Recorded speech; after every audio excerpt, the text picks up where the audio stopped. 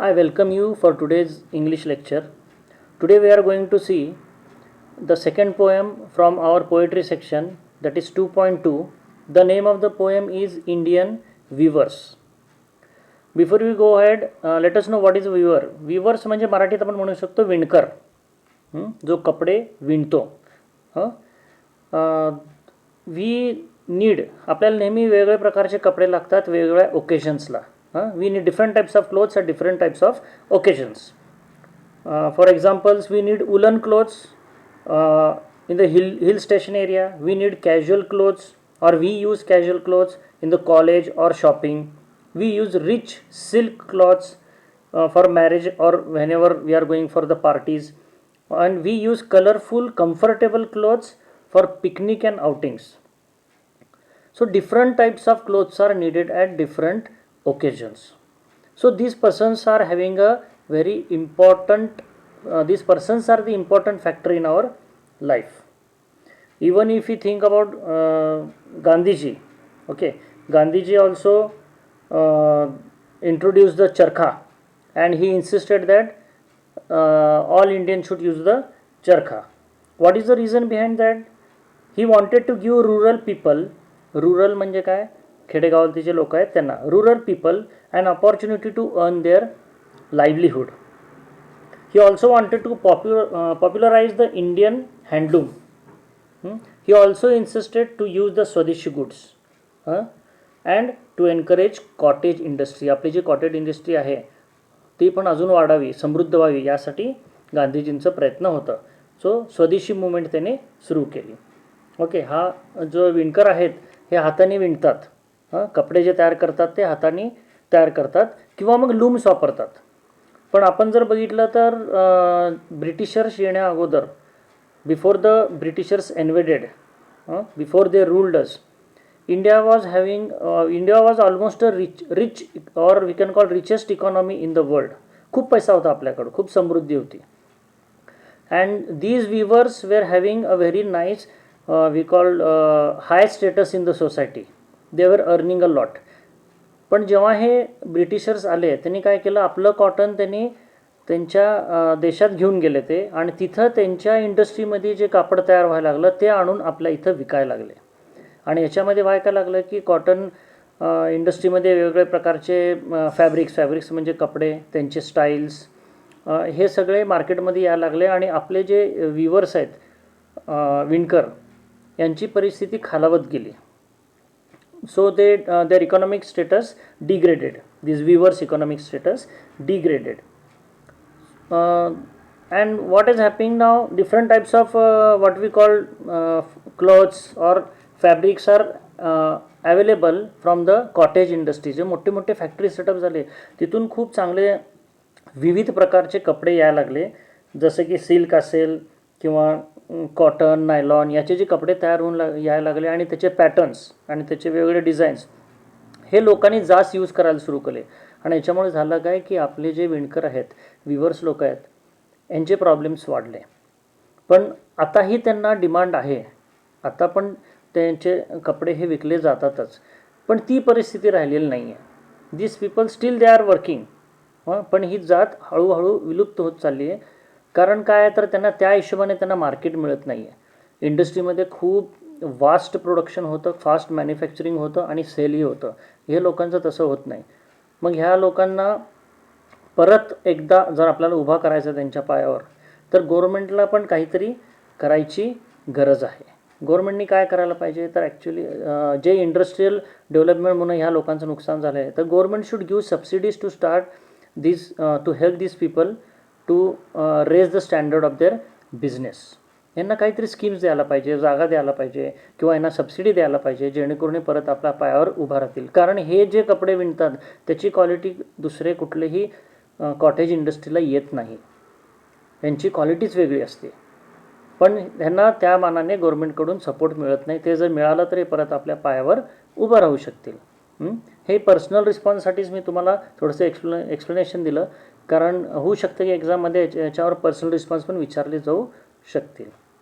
So now will come to poem, that is Indian weavers. Okay, now these poem is written by a very well known personality in India, not only in India but all over the world. सगळ्यांनाच माहीत आहे, मी त्यांना तुमच्या स्क्रीनवर share करतोय. Okay, the poet, the writer of this poem is Sarojini Naidu. सगळ्यांनाच माहिती आहे. She was a political activist, feminist. Feminist म्हणजे स्त्रीवादी. And the first Indian woman who became the president of Indian National Congress. She was an important figure in India's struggle of independence. आपल्याला जे स्वातंत्र्य मिळालं त्याच्यामध्ये त्यांचा खूप मोठा वाटा होता. Okay, Sarojini Naidu's work as a poet earn her the sobriquet of nightingale of India. Sobriquet means what? A nickname, टोपण नाव म्हणू शकतो. त्यांना आपण दुसऱ्या नावाने पण ओळखतो, ते आहे नाइटिंगेल ऑफ इंडिया, कारण ते खूप छान कविता लिहित होते. एकदम सुरात ते कविता लिहित होते. She even later become the governor. आता मी सेकंड पार्टला जातो आहे या रायटरच्या, आणि हे खूप इम्पॉर्टंट पार्ट आहे. हे जे 4 लाईनचं मी एक्सप्लेनेशन देतो आहे याच्यामध्ये पूर्ण पोएमच आली, तुम्ही समजा. याच्यामध्ये पूर्ण पोएमच आली आहे. ओके, पण खूप लक्ष देऊन ऐका. हे जे आहे ते खूप इझी आहे. याच्यामध्ये पोएम खूप इझी आहे. याच्यामध्ये तुम्हाला पूर्ण मी एक्सप्लेनेशन देतो आहे. आणि हे जे 5-6 लाईन आहेत सेकंड स्टांजामध्ये, हे रायटरच्या बाबतीत जे माहिती दिली आहे याच्यामध्ये पूर्ण पोएम आली. Okay, Indian weavers is a short poem where the poet talks about 3 types of garment. इथं शब्द गारमेंट खूप महत्त्वाचा आहे. Indian weaver is a short poem where the poet talks about 3 types of garment. 3 वेगवेगळे प्रकारचे कपडे हे शिवतात. 3 different types of garment that the weavers view at 3 particular times of day. म्हणजे इथं काय म्हणलेलं आहे, हे जे विवर्स आहेत हे 3 प्रकारचे कपडे शिवत आहेत. 3 different types of garments and they are weaving at 3 particular times. आणि हे 3 वेगवेगळ्या जे वेळ असते आपली, सकाळ, संध्याकाळ आणि रात्र, अशा 3 वेगवेगळ्या जे टायमिंग्स आहेत ह्या वेळेला ते काय करतायत तर कपडे विणतायत. So 3 different types of clothes are woven at 3 different timings, and the 3 different timings are early in the morning, evening and night. असे 3 आहेत. Each stanza of the poem represents the 3 important events of human life. 3 stanza पोएममध्ये दिलेले आहेत आणि प्रत्येक stanza काय करतो तर आपल्या आयुष्यातले 3 महत्त्वाचे जे स्टेजेस आहेत त्याला ते रिप्रेझेंट करतं. पहिलं जे स्टांजा आहे त्याच्यामध्ये दिलेलं आहे बर्थ म्हणजे चाइल्डहुड. सेकंड जे दिलेलं आहे स्टँजा त्याच्यामध्ये दिलेलं आहे adulthood, that is youth, young. When we are young, youth, adulthood, we are energetic, we are vibrant, that is a adulthood. And third is the last stage of our life, that is a death, that is old age of our life. म्हणजे इथं कसं दिलेलं आहे, simple concept तुम्हाला लक्षात घ्यायचं आहे. The poet talks about 3 types of garment. 3 प्रकारचे गारमेंट्स ते शिवत आहेत, 3 वेगवेगळे जे टायमिंग्स आहे त्यानुसार. And 3 garments that are woven at 3 different timings represent 3 different stage of life. And what are those 3 different stage of life? That is timing जे दिलेलं आहे, एक गारमेंट आहे ते कधी ते शिवतायत, when they are weaving that garment is the early in the morning. Early in the morning means what? It is the beginning of the day. Beginning of the day, that is early in the morning. What we call as the break of the day म्हणजे early in the morning. It is compared with the what we called as the birth of a child. Correct? Early in the morning म्हणजे काय? नवीन दिवस. Birth of a child म्हणजे काय? आपलं we as the human being, as a newborn baby, that is a new life come into existence. हे पहिलं झालेलं आहे. Okay, what is the first stanza? Very simple. First stanza means early in the morning. Early in the morning means new day, means it is compared with the birth of the child. Birth of the child means beginning of a new life. Second stanza, it is given as the fall of a night, means it is evening time. लक्षात घ्या, it is a evening time. त्यावेळेला ते एक वेगळं प्रकारचं dress शिवत आहेत, ते आपण पुढे बघणारच आहे. In the evening they are weaving the different, that is evening time, and that is been compared with the garment that they are weaving at the evening time is compared with our youth, that is adultness, that is when we are young. Okay, then remaining the third stanza they are weaving at the night. रात्रीची वेळ झालेली आहे, खूप थंड आहे, moonlight chill. Moonlight chill म्हणजे काय? Dead cold आहे, खूप थंडी आहे आणि रात्र आहे तेव्हा. And what is the night? Night means the end of the day. So it is compared with the old age, that is the last stage of our life, that is the death. ह्याच्यामध्येच पूर्ण poem आलेली आहे. खूप simple आहे. First stanza is the birth, second stanza, first stanza is the birth of a child, second stanza is the adulthood, and third stanza is the old age, that is the last stage of our life. असं तीन वेळेला तीन वेगवेगळ्या प्रकारचे ते कपडे शिवतायत, विणतायत. They are weaving the different types of garments at 3 different timings, and these are compared with the 3 stages of life. Now we will go to the poem. Okay, first stanza, Indian viewers. Now before we go ahead, I would like to tell that this poem is having a conversational tone. Conversational tone means in this poem you can find out that in each and every stanza, that is all 3 stanzas, the poet is asking a question to the viewers. The poet is asking a question to the viewer. So it is a conversational tone. She is asking something and they are replying something. And we as a reader are also getting involved in it, because we also want to know the answer. And answer of course we are going to get it in the process as the poem goes on. तर हे काय आहे? कन्व्हर्जेशनल tone आहे. हे आपल्या ॲप्रिसिएशनला कामाला येणार आहे. The poem is having a conversational tone where the poet is asking question to the viewers and the viewers are replying, and even the readers are also getting involved, because they are also eager to know what is the reply given by the viewers. So it is having a conversational tone, and also it is having a rhyming scheme of AABB. बघा पहिलं stanza बघा तुम्ही, end word बघा 4 लाईनचे, day, gay, wild, child, that is AABB. हे त्याचं काय आहे? This is the rhyming scheme of the poem. हे सगळं आपल्या ॲप्रिसिएशनला लिहायचं आहे. Okay, and very important part of this is the poem is divided into 3 quatrains. 3 quatrains. Quatrains spelling है QUATRAINS. Rains spelling RAINS. QUATRAINS. 3 quatrains म्हणजे काय? Quatrains म्हणजे 4 line. Quatrains means 4 line. 3 quatrains means 3 stanzas, each stanza of 4 line. So the poem is divided into 3 quatrains, that is 3 stanzas, each of 4 lines. Now we will begin with the poem. Weavers weaving at a break of a day. So the poet is just roaming around. She is outside somewhere and she finds that it's a break of the day. Break of the day means early in the morning. When it is sunrise, it is break of the day, early in the morning. And she asks, why do you view a garment so gay? She is moving around in early in the morning and she sees that there are some weavers. Those are weaving the garments. Okay, there are weavers, those are weaving the garments, and they are weaving the garment very happily. इथं बघा काय प्रश्न विचारलाय, why do you view a garment so gay. गेचं meaning होतं happily, cheerfully. तर त्यांच्या हे पोएटच्या लक्षात येतं की हे लोक सकाळ सकाळ एकदम सकाळी, early in the morning, at the break of the day, they are weaving a garment and they are weaving it very happily and very cheerfully. And also she sees the color of the garment. The color of the garment, she finds that it is a blue vibrant color. निळं colour आहे, blue vibrant colour आहे, चमकदार blue colour आहे. आणि त्याचं comparison poet करते. Okay, blue as the wing of the halcyon wild. Halcyon means a African bird, that the name of the bird is Kingfisher. Halcyon wild म्हणजे काय? Kingfisher bird. आणि त्याचे जे पंख असतात ते एकदम ब्लू कलरचे असतात, निळ्या कलरचे असतात. तो पोएटने त्याचं कंपॅरिझन केलेलं आहे. ती बघते की हे सगळे जे काम करतायत विणकर, the weavers who are weaving the clothes, they are very happy when they are doing the work.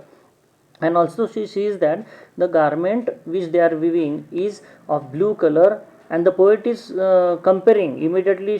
It reminds her of the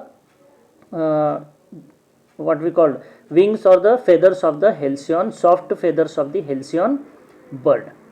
She asks us, why you are in the early in the morning, you are weaving the garment of and so happily, and the color of the garment is blue, and she which is like the wings, soft feathers of the halcyon bird.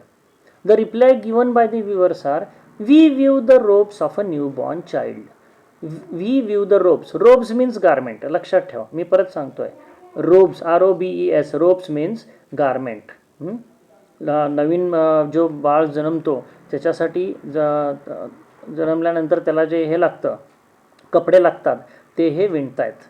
आता पूर्ण याचं meaning जाणून घ्या तुम्ही.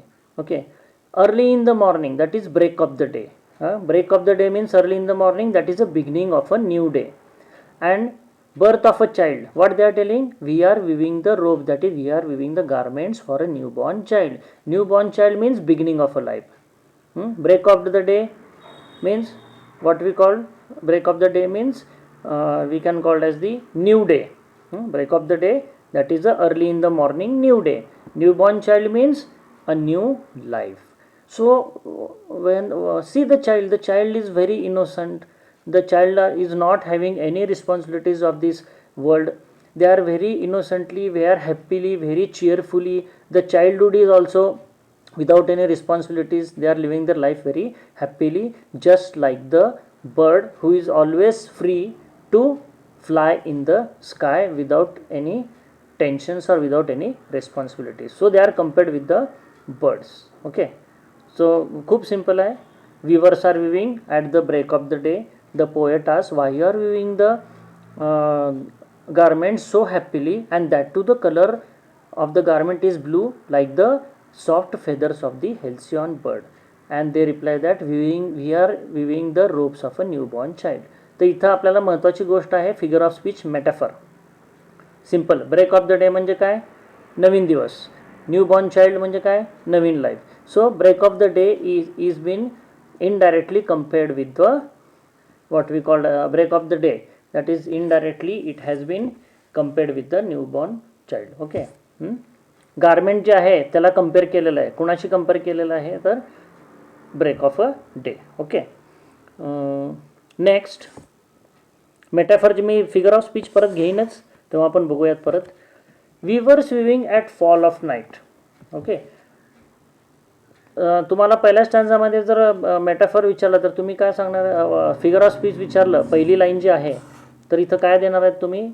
It is a metaphor. The reason for that break of the day is compared with the first stage of the human life, that is a birth of a child. Break of the day is compared with the new born child, that is birth of the child, that is beginning of a life, that is the first stage of human life.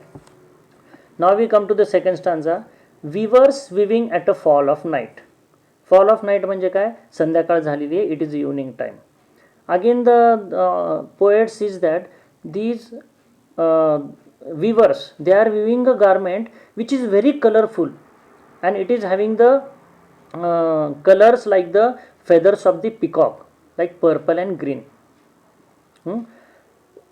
Again, weavers weaving at a fall of night, and the poet asks, why do you weave a garment so bright? Colorful, bright, चमकदार garment ते शिवताय. And she says that likes the plumes of a peacock, like the plumes. Plumes म्हणजे feathers, पंख असतात ना, मोराचे पंख, तर खूप colourful असतात आणि पर्पल ग्रीन भरपूर असतात त्याच्यामध्ये. पर्पल आणि ग्रीन कलरचं मिक्सचर असतं. So she ask, the poet ask, it's a evening time and you are weaving the garment which is so colorful, and the color of the garment is how? It is like the plumes of the peacock, that is it is having the purple and green colors, purple and green color mixture in the garment. And the reply given by the weavers are, we are weaving the marriage wheels of a queen. आता marriage wheels of a queen म्हणजे काय? marriage wheels means bride that wears on her head. लग्नाच्या वेळेस जी मुलगी ते जे dress घालते आणि आपला जो चेहरा कवर करते त्याला आपण म्हणतो काय? Marriage Wills. इन शॉर्टमध्ये आपल्याला काय म्हणायचं आहे? We are weaving the garment for the wedding of a bride. ती जी मुलगी आहे, ते ब्राईड आहे, ते ड्रेस जी घालणार आहे ते विणतायत. हे तर सिम्पल मिनिंग झालं. तर आपल्याला काय करायचं आहे? तर metaphor is what? Fall of a night has been compared with the adulthood. Because when she is marrying means she is in adulthood, she is young. Okay, so metaphor इथं काय येणार आहे? Here there is a metaphor because fall of night has been compared with the second stage of life, that is adulthood, that we can call as the young or youth person. And again बघा इथं comparison कसं केलं आहे. Why do you a garment so bright? Colourful garment काय? कारण जेव्हा तुम्ही young असता, यूथ आता, when you are in adulthood, you are enjoying your life, you are energetic, you are vibrant, you are ready to you also face the challenges, you overcome the challenges, you are having the struggles in your life, but you also taste the success in your life, so you are enjoying your life. You get what you desire for. तुम्हाला जे काय हवं ते तुम्ही सगळं ह्या अडल्टहूडमध्ये जेव्हा तुम्ही यंग असता तर सगळं काही तुम्हाला मिळू शकतं.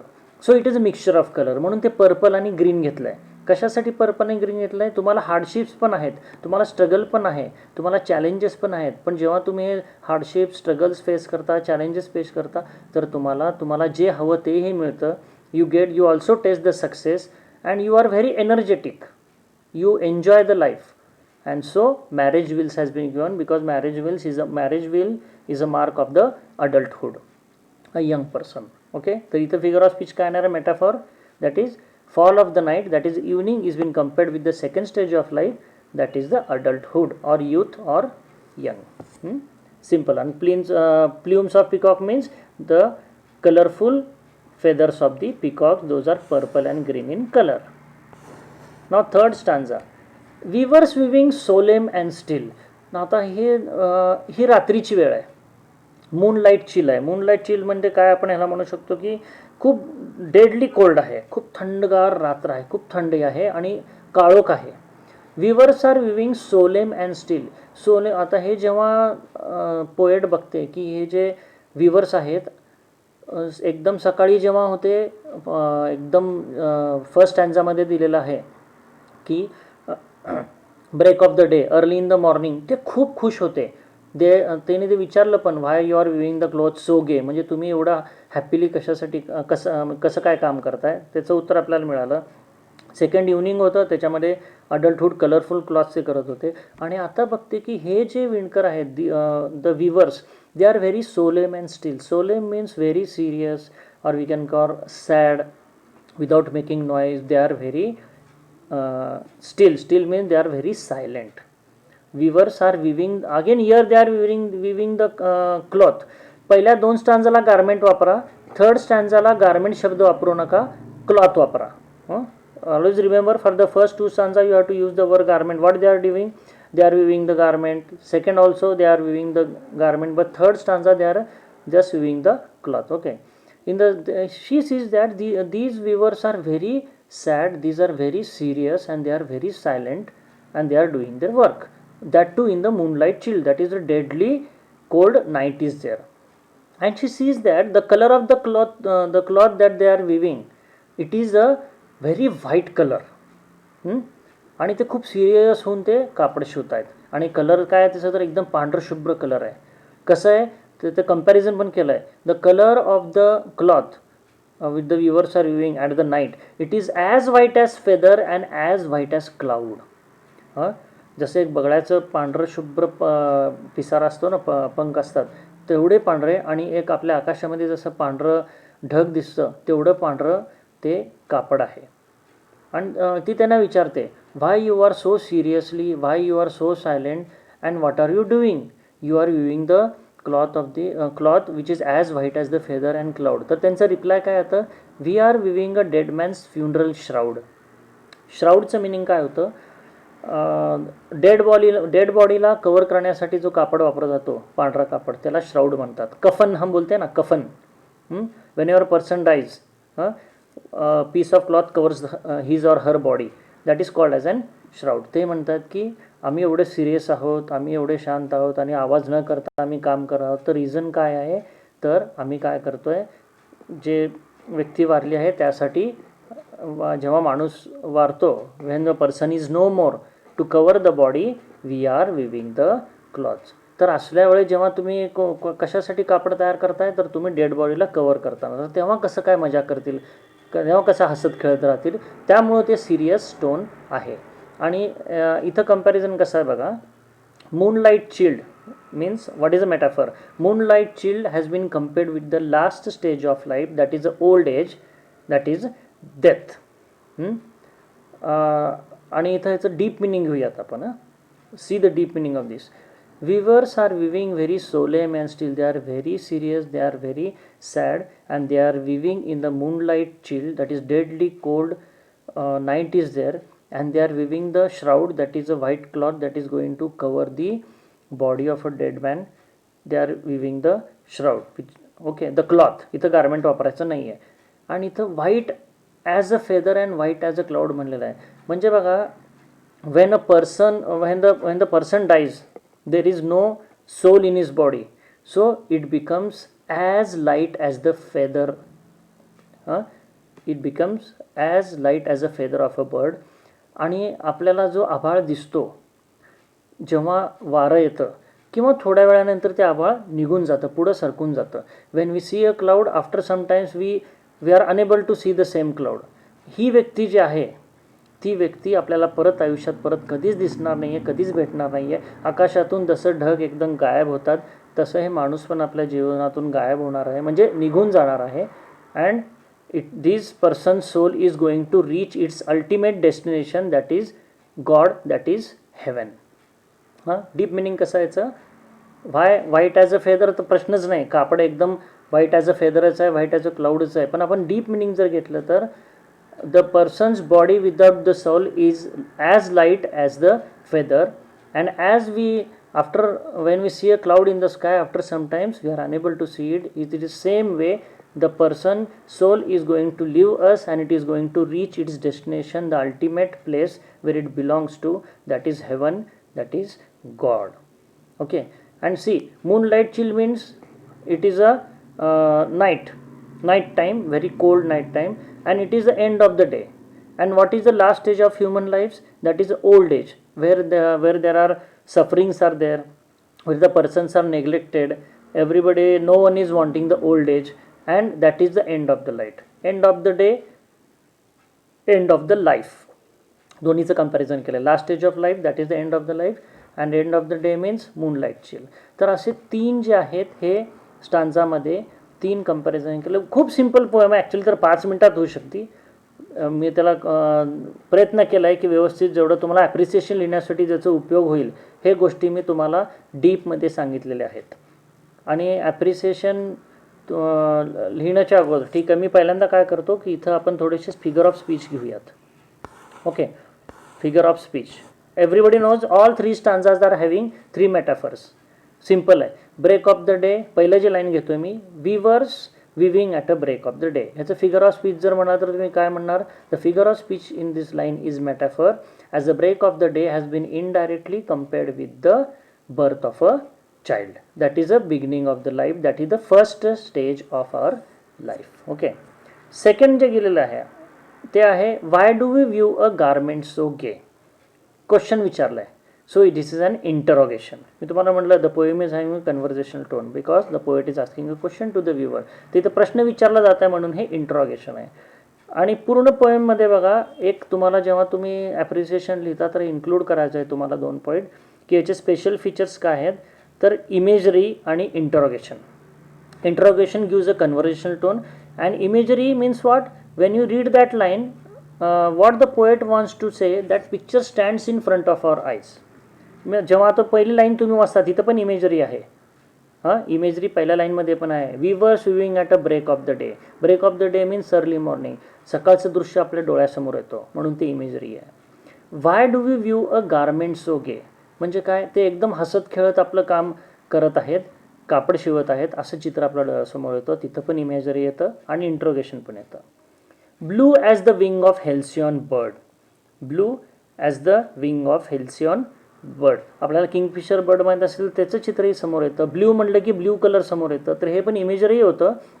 आणि सगळ्यात महत्त्वाचं very important thing here is that imagery of course it is there, but very important figure of speech is simile. Because blue as the wing of a halcyon bird. As आणि लाईक शब्द जेव्हा वापरला जातं आणि कंपॅरिझन होतं तेव्हा simile येतं.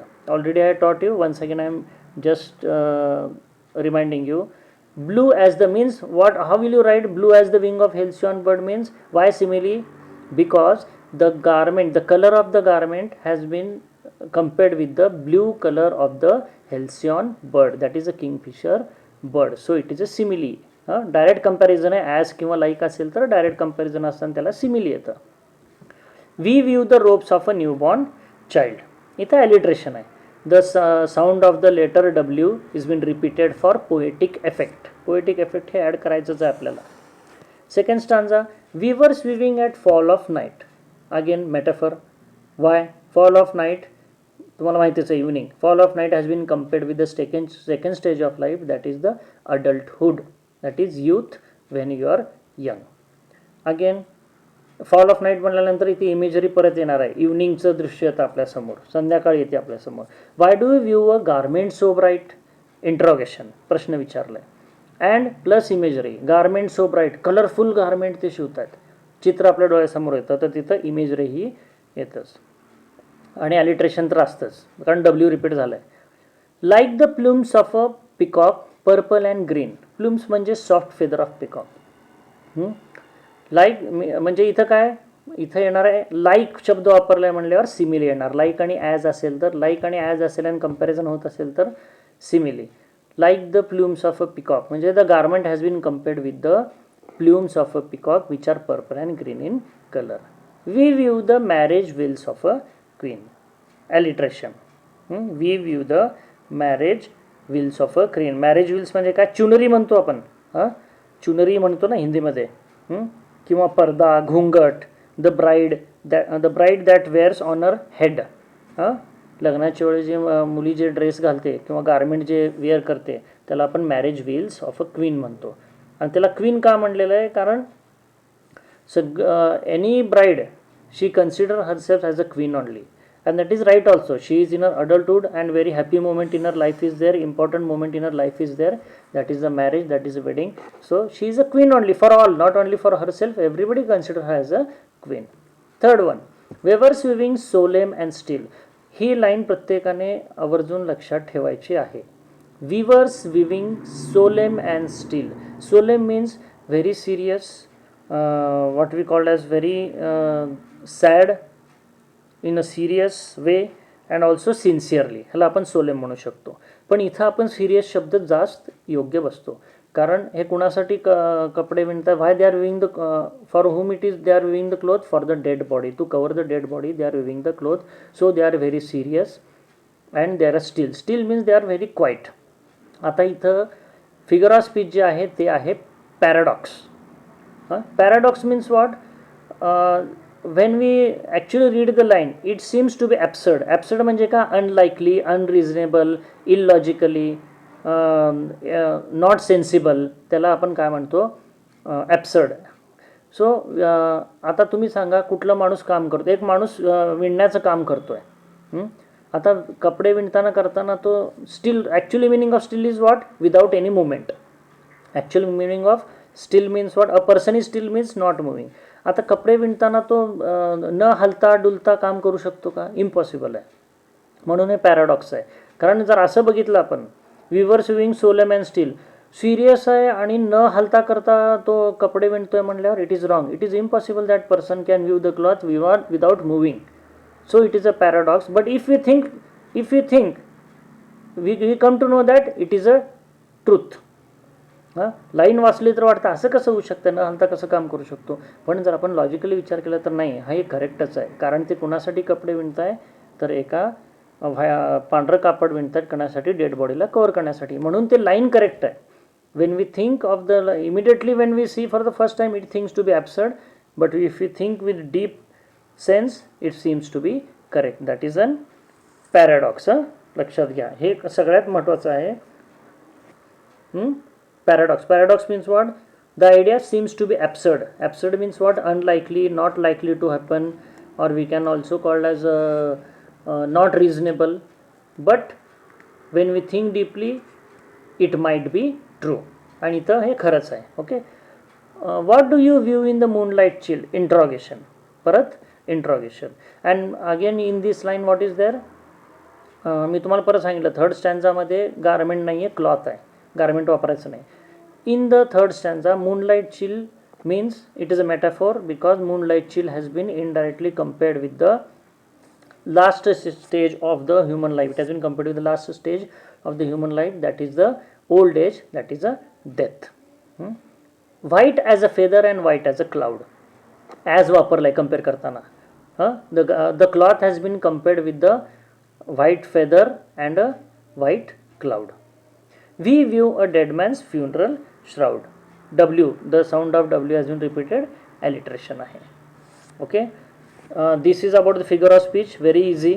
पोएमला एवढ्या वेळ सांगण्याची ॲक्च्युली गरज पण नाही आहे, पण ॲप्रिसिएशन लिहिण्यासाठी काही यातले मुद्दे कामाला येतील जे मी सांगितलेत, म्हणून मी याला डीपली एक्सप्लेनेशन दिलेलं आहे. Now will go for appreciation. Okay, now when I am posting you or I am sending you 3 appreciation and leaving these 3 appreciation, one more is there, that is in the Navneet books PDF which I am sending.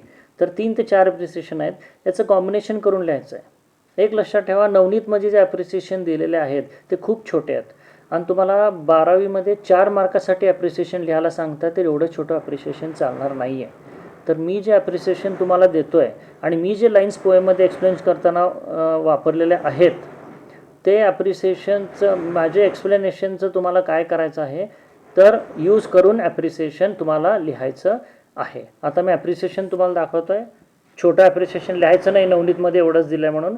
तर मी जे appreciation देत आहे त्याचं combination करून तुम्हाला लिहायचं आहे. Okay, आता पहिलं ॲप्रिसिएशन मी ओपन करतो आहे तुम्हाला. आता बघा, the first appreciation which I am giving is the very easy. They are given the title of the poem Indian Weavers. Everybody knows what is the title. Title of the poem is Indian Weavers. Simple hai. What about the poet? The name of the poet is Sarojini Naidu. She was political activist, feminist and the first Indian woman who became the president of Indian National Congress. Okay, then rhyming scheme, as I told you, AABB.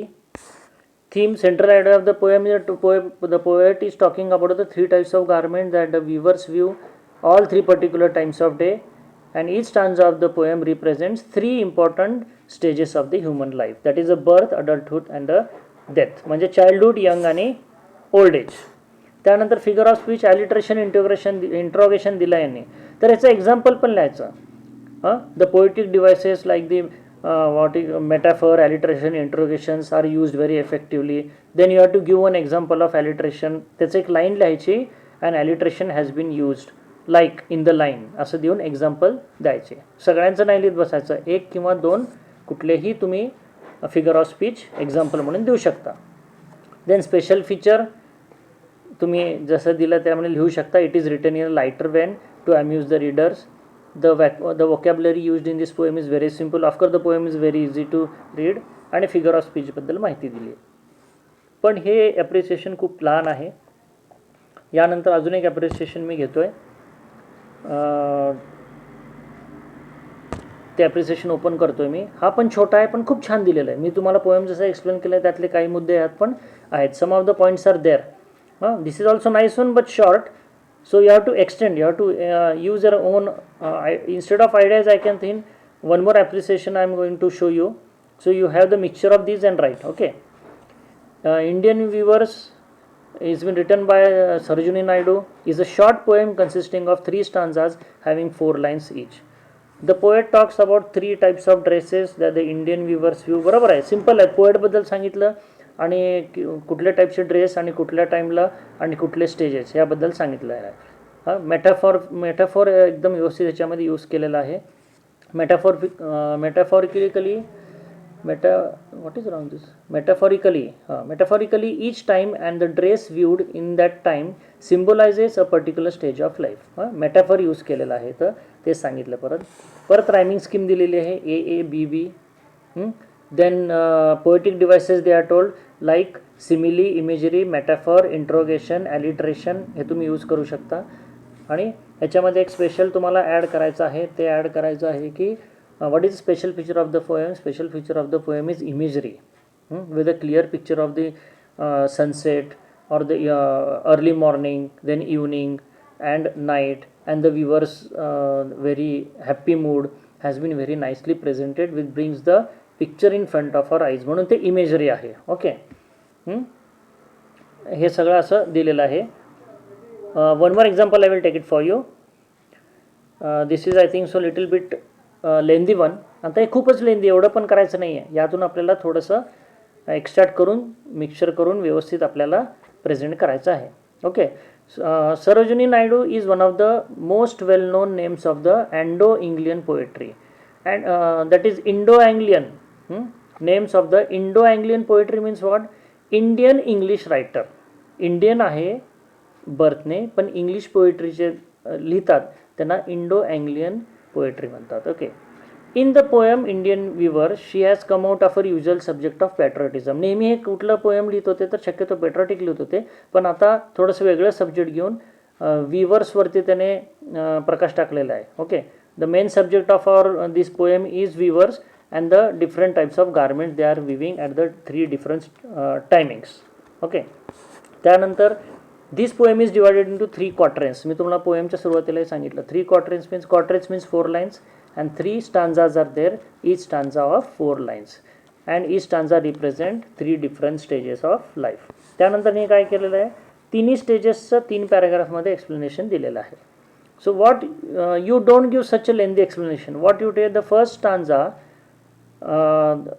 The poet has very intellectually compared the break of the day, that is early morning, with the first stage of the human life, that is birth of the child. Okay. And here the blue color of the garment, which is like the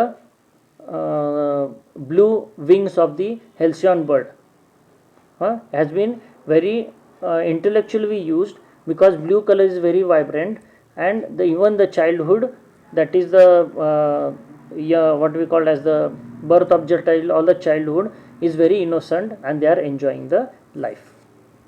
second स्टांजामध्ये काय दिलेलं आहे, the second stanza the poet has very intellectually we can sell compared the fall of the night, that is evening, with the second stage of the light, that is adulthood or the youth, where the person enjoys the life, faces the challenge, faces the struggles, overcome the struggle, and they are very energetic like the purple and green colors of the feathers of the peacock. And the garment in this stanza has been compared with the colorful colors of the feathers of the peacock. असं आपल्याला शॉर्टमध्ये लिहायचं आहे, एकदम एवढं यांनी जेवढं दिलं आहे तेवढं लिहायचं नाही आहे. It is too lengthy. In the third stanza, as I told you, it is a late night time, it is a dead cold, and at that time they are weaving the cloth for the to cover the dead body of a person. It is a white cloth. It has been compared with the, as white as the feather and as white as the cloud, and it represents the last stage of the life, that is the old age, that is a death. Then you have to also, मी तुम्हाला सांगितलेलं होतं special features लिहायचे, poetic devices लिहायचे, आणि special फीचर्समध्ये काय add करणार आहे तर it is conversational tone because of the interrogation and also imagery has been very effectively used. आणि त्यानंतर हे थोडंसं शेवटचं दिलेलं आहे, त्याचं तुम्हाला कॉम्बिनेशन करून व्यवस्थित ॲप्रिसिएशन करायचं आहे. Okay. So we will end up because the lesson is over now, and I am sure definitely we will have the another video for upcoming during upcoming lectures of the upcoming lessons or poem. Okay, have a good day.